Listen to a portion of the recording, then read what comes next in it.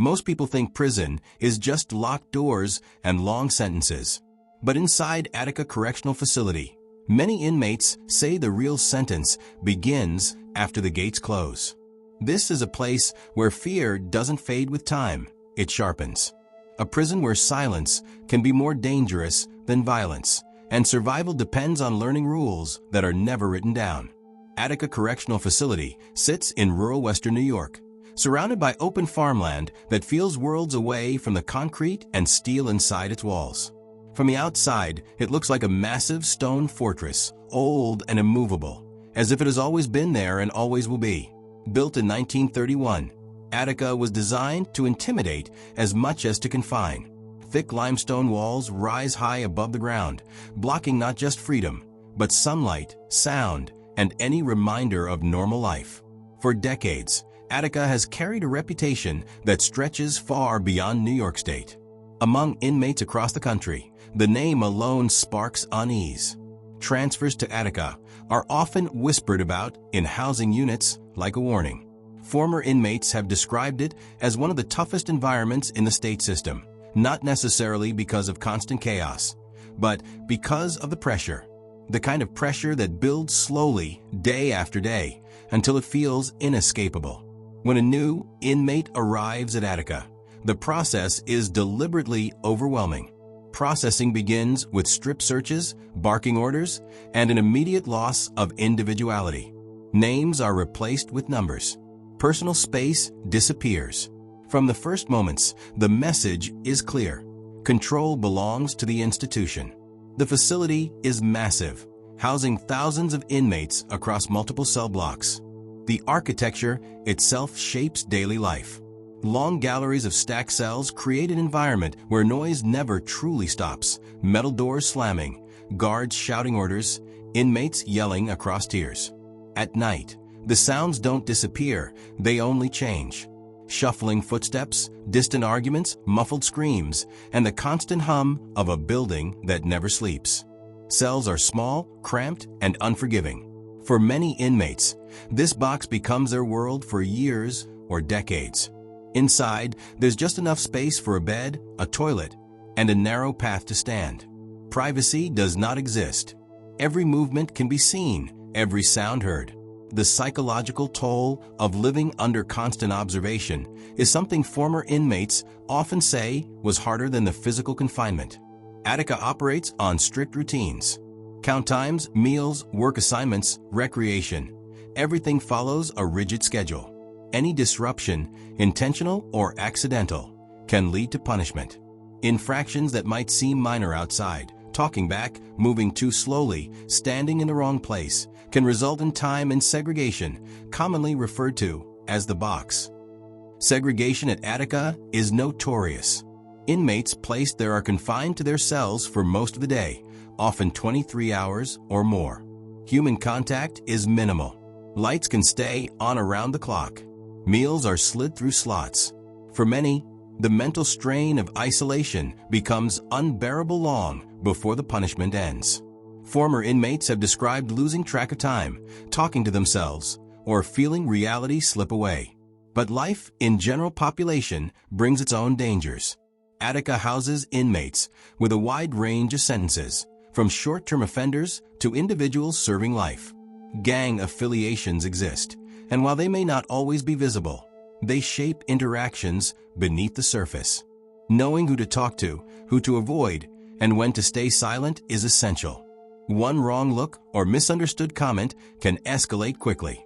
Violence at Attica has never been constant chaos, but it has been persistent. Fights, stabbings, and assaults have occurred throughout its history, often erupting suddenly and without warning. Many inmates describe a sense of constant alertness, a need to stay aware of their surroundings at all times. Relaxing too much can make someone a target. Guards at Attica are a powerful presence. Correction officers maintain strict control, and interactions between staff and inmates are often tense. Over the years, accusations of excessive force, abuse, and mistreatment have surfaced repeatedly. While the facility has gone through reforms and oversight, distrust between inmates and staff remains deeply rooted. That distrust didn't appear out of nowhere. It was forged through decades of harsh conditions, broken communication, and moments of extreme violence that shaped Attica's identity forever. One of the most defining aspects of life inside Attica is the psychological weight of its history. Every inmate who enters these walls eventually hears about it, the event that turned Attica into a symbol known around the world. The stories are passed down from inmate to inmate, often late at night, spoken quietly but with intensity. Even those who don't know the details understand the message. This prison has exploded before.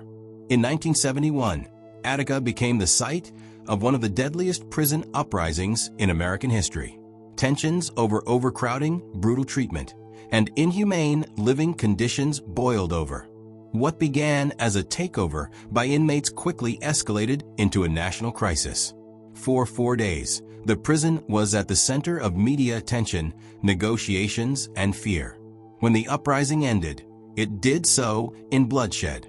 State troopers retook the facility with overwhelming force. Dozens of inmates and hostages were killed. The aftermath left scars that have never fully healed. Even today, the legacy of 1971 hangs over Attica like a shadow, shaping policies, attitudes, and the collective memory of everyone inside. For inmates, that history is more than just a story. It's a reminder of how quickly control can vanish and how brutally it can be reclaimed. It reinforces a belief that once violence starts inside these walls, it doesn't stop easily. Daily life at Attica is also shaped by boredom and monotony. Work assignments, kitchen duty, maintenance, laundry provide structure but little escape. Recreation time is limited and closely monitored. Educational and vocational programs exist, but access can be inconsistent, and demand often outweighs availability. For inmates trying to improve themselves, progress can feel painfully slow. Mail and visitation offer rare connections to the outside world. Visits take place under strict supervision, separated by rules that remind inmates they are never truly free, even in the presence of loved ones. When visits end, the return to the cell can feel heavier than before as reality crashes back in. Mental health struggles are widespread. Depression, anxiety, and anger simmer beneath the surface. Some inmates cope by isolating themselves, others by becoming more aggressive. Many simply endure, counting days, months, or years in quiet desperation. Yet despite everything, there is an unspoken code among many inmates. Survive without drawing attention. Keep your head down. Don't ask unnecessary questions. Don't involve yourself in other people's problems. At Attica, survival often means learning how to be invisible.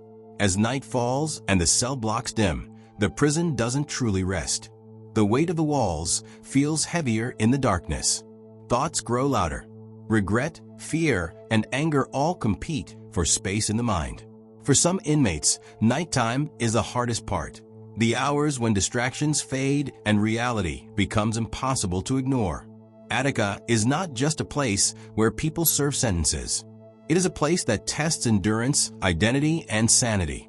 Many who leave say they walked out physically free, but mentally marked. The prison doesn't just punish the body, it reshapes the mind. And this is only the beginning. Because to truly understand why so many inmates fear Attica, you have to go deeper into the moments when order breaks down, punishment intensifies, and survival becomes something far more than just making it through another day. Inside Attica, peace is fragile. It doesn't announce when it's about to shatter. There is no warning bell, no gradual escalation. One moment, the prison runs on routine, count, chow, work movement. The next, everything changes. A single argument, a misunderstood look, a quiet buildup of tension can ignite violence that spreads faster than anyone can stop it. In Attica, violence is not always loud. Often, it is calculated, sudden, and personal. Many incidents happen out of sight, behind cell doors in blind spots, during moments when supervision thins just enough. Former inmates have described assaults that lasted seconds, but carried consequences that lasted years. A single encounter can define an inmate's entire sentence. The constant threat reshapes behavior. Inmates learn quickly that showing weakness invites danger. Fear must be hidden. even when it consumes them. Confidence becomes armor, silence a shield. Conversations are carefully chosen. Trust is rare, and when it exists, it is fragile. Gangs exist inside Attica, though their presence isn't always obvious. Unlike prisons where gang activity dominates openly, Attica's power structures often operate quietly. Alliances form along racial, regional, or ideological lines. These connections provide protection, but they also come with obligations. Refusing to participate can be just as dangerous as joining. For inmates who choose to remain unaffiliated, survival requires constant awareness. Neutrality does not guarantee safety. It simply means navigating a prison environment without backup. Many describe it as walking a tightrope every day, knowing one misstep could result in violence or isolation. Correction officers are meant to be the stabilizing force, but relationships between staff and inmates at Attica have long been tense. Authority is enforced strictly, and compliance is expected immediately. Any hesitation can be interpreted as defiance. Over time, this rigid dynamic creates an atmosphere where resentment builds quietly on both sides. Use of force incidents have been a recurring issue throughout Attica's history. Inmates have accused officers of excessive force, while officers argue they operate in one of the most challenging environments in the state. The truth exists somewhere in the middle, a volatile system where fear, authority, and power collide daily. When control slips, the response is swift and severe. Lockdowns are common after violent incidents. Entire cell blocks can be confined to their cells for days or weeks. During lockdowns, movement stops. Programs are canceled. Recreation disappears. Meals are delivered cell by cell. Time slows and tension rises. For inmates, lockdowns feel like collective punishment. Even those uninvolved in violence suffer the consequences. Frustration builds, tempers shorten, and resentment deepens. The longer a lockdown lasts, the more unstable the environment becomes. Then there is segregation, the ultimate tool of control. At Attica, segregation is feared almost as much as physical violence. Inmates sent to the box are removed from general population and placed in near-total isolation. Cells are smaller, colder, and more barren. Human contact is minimal. Conversations are shouted through doors, if at all. Days in segregation blur together. Without routine or interaction, time loses meaning. Some inmates count cracks in the walls. Others pace their cells until exhaustion sets in. Many report hallucinations, paranoia, and overwhelming despair. For inmates already struggling mentally, segregation can push them past the breaking point. Yet segregation is used frequently. Sometimes for serious offenses, other times for minor rule violations. The line between discipline and psychological punishment becomes dangerously thin. The fear of segregation influences behavior in general population. Inmates comply not just to avoid violence, but to avoid isolation. The threat of being sent to the box hangs over every interaction, reinforcing silence and submission. Attica's physical environment intensifies everything. The stone walls trap heat in the summer and cold in the winter. Ventilation is limited. During hot months, temperatures rise to unbearable levels inside the cell blocks. Sweat-soaked nights make sleep nearly impossible, amplifying irritability and aggression. Medical care has been another point of contention. Inmates have reported long waits for treatment and difficulty accessing mental health services. For those with chronic conditions, delays can be life-threatening.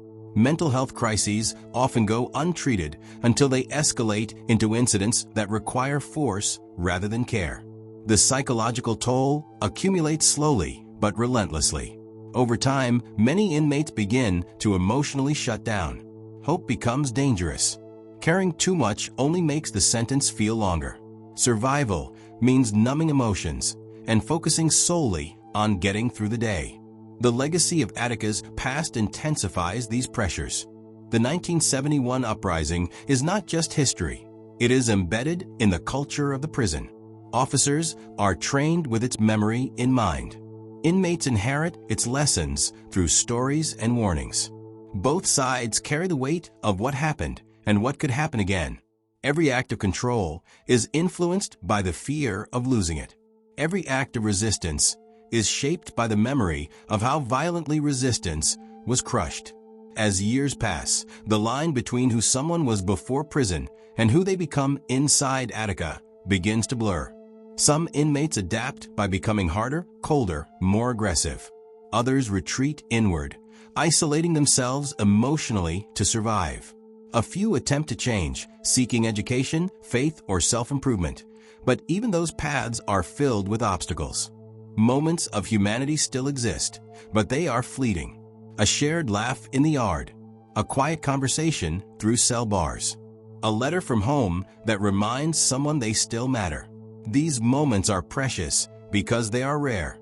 But Attica does not let anyone forget where they are. The pressure never fully lifts. Every day requires vigilance.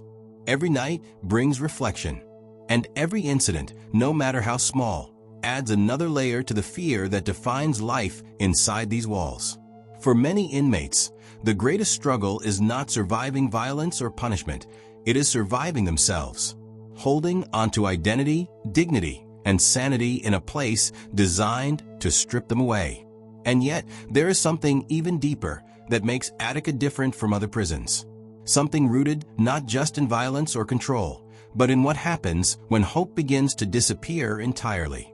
To understand that, you have to look beyond the walls, beyond the routines, and into the long-term consequences of living under constant pressure. Consequences that follow inmates long after their sentences end. For many inmates, the countdown to release is supposed to represent hope. A date circled in the mind. A finish line after years of confinement. But for those who have lived inside Attica, freedom is not a clean break. The gates may open, the walls may fall behind them, but the prison often follows them out. Long-term incarceration at Attica reshapes the way people think, react, and see the world. Former inmates frequently describe a lingering sense of hypervigilance. Crowded spaces feel dangerous. Sudden noises trigger anxiety. Even ordinary disagreements can provoke defensive reactions learned inside the prison. The survival instincts that once kept them alive behind bars do not simply disappear. Many speak of sleep as one of the first struggles. Years of listening for threats in the night make rest difficult. Silence feels unnatural. Darkness feels heavy. Some wake up expecting count time, alarms, or shouted orders. Others relive memories of fights, lockdowns, or segregation in vivid detail. The mind, conditioned by constant pressure, refuses to relax. Attica's influence extends beyond psychology. It shapes identity. Inside the prison, showing vulnerability can be dangerous. Over time, emotions are suppressed. Compassion is guarded. Trust becomes rare. When former inmates return to families and communities, these defenses often remain. Loved ones may see someone physically present but emotionally distant, struggling to reconnect with a world that no longer feels familiar. Re-entry itself is an unforgiving process. Finding work with a criminal record is difficult anywhere, but for those associated with a facility as notorious as Attica, stigma follows closely. Employers hesitate. Housing options are limited. Social support is often thin. Without stability, the pressure to survive returns, only now without the structure, however harsh, that prison provided. Some former inmates manage to rebuild. They find purpose through work, education, or advocacy. A small number speak publicly about their experiences, hoping to expose the realities of incarceration and prevent others from following the same path. For them, survival means transforming pain into meaning. But for many, the damage runs deeper. The lessons learned at Attica: never appear weak, never trust easily, always be prepared for conflict, can sabotage life on the outside. Arguments escalate quickly. Authority figures are met with suspicion. Minor setbacks feel overwhelming. The prison's rules, once necessary, become obstacles to normal life. The emotional toll is especially heavy for those who spent time in segregation. Extended isolation leaves marks that are difficult to heal. Former inmates describe feeling disconnected from people, struggling to hold conversations, or feeling overwhelmed by simple social interactions. The silence of segregation echoes long after release. Even those who remain incarcerated feel the weight of time differently at Attica. As years pass, hope becomes fragile. Sentences stretch on, and the future narrows. For inmates serving long or life sentences, the concept of release may no longer exist. Instead, survival becomes about endurance, finding ways to exist within the walls without losing the last pieces of self. Religion, education, and routine become lifelines for some. Faith services offer moments of peace. Educational programs provide a sense of progress. Personal routines create small zones of control in an environment defined by restriction. These efforts do not erase the fear, but they help contain it. Still, Attica has a way of reminding inmates that control is never fully theirs. Lockdowns continue. Searches happen without warning. Violence flares unexpectedly.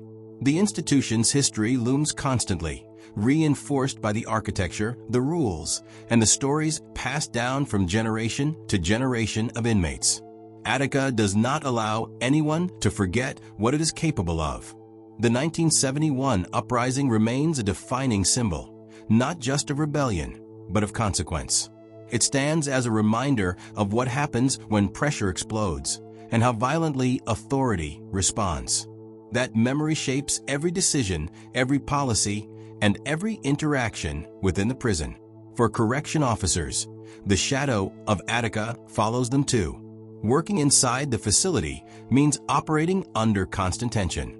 Officers face risks daily, navigating hostility, fear, and the responsibility of maintaining control in a place where history has proven how quickly things can spiral.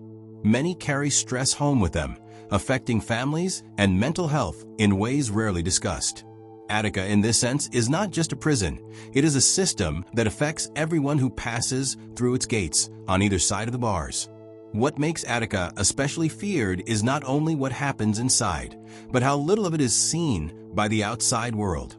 Visitors see controlled movement, clean corridors, and official narratives.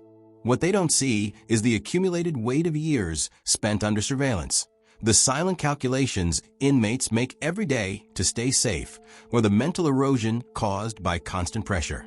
Public perception often reduces prison to punishment alone. But Attica reveals something more complex and more troubling, a place where punishment extends beyond sentences, shaping lives long after time has been served. Former inmates often describe a moment when they realized Attica had changed them permanently. Sometimes it happens during a family gathering, when they feel out of place. Sometimes during an argument that escalates too quickly. Sometimes in quiet moments, when they recognize fear where none should exist. The realization is painful, that survival came at a cost. Yet despite its harsh reputation, Attica also exposes the resilience of the human spirit. Even in its darkest corners, people adapt, endure, and search for meaning. Friendships form in unlikely places. Acts of kindness occur quietly. Hope, though fragile, refuses to disappear entirely. This contradiction is what makes Attica so difficult to define. It is both a place of punishment and a place of survival, a symbol of control and a reminder of human endurance. A prison feared not just for its violence, but for the way it reshapes those who pass through it. In the end, Attica is not simply a correctional facility in New York State. It is a psychological landscape, one that lingers long after the walls are left behind. Its true impact cannot be measured in years served or incidents recorded. It lives in memories, habits, and fears carried quietly by those who know it firsthand. And that is why, decades after its doors first opened, the name Attica still carries weight. Not because it is the most modern prison, not because it is the largest, but because once you've lived inside Attica, you never fully leave it behind.